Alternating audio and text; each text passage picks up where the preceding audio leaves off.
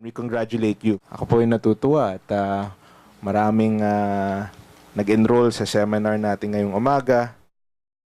Alam niyo po, kaya yung Villar Foundation, nakafocus ang Villar Foundation sa nakafocus din siya sa ating mga kababaihan. Dahil the reality is 50% ng ating population is women.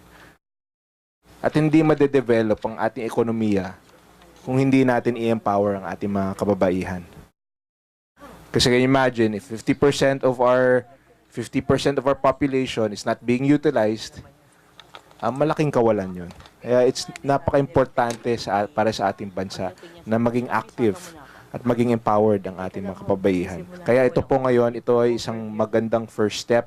And sana, tuloy-tuloy po ang inyong pag-aaral, tuloy-tuloy po ang inyong pagte-training. And that's the best thing that you can do for yourselves, for your family, also for our country.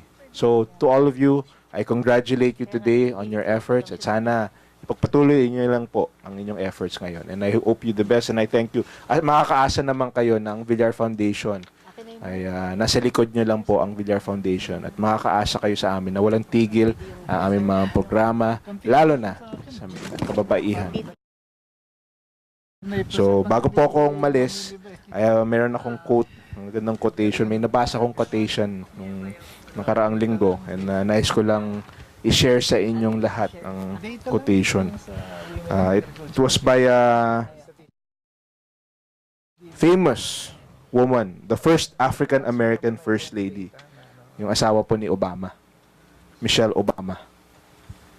So, ang quote niya, and I quote, "You may not always have a comfortable life, and you will not always be able to solve all of the world's problems at once.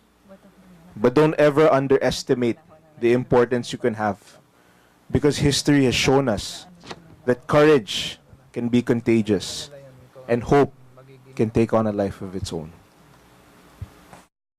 Sa ngalan po ng aking pamilya, syempre, ang ating Senador Manny Villar, syempre po si Senador, my mother, Senadora Cynthia Villar, at ang aking mga kapatid, si Camille at si Paulo.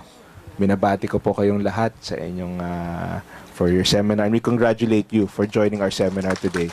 Mabuhay po kayong lahat and God bless. Salamat po. Congressman Mark Villar of Las Piñas City.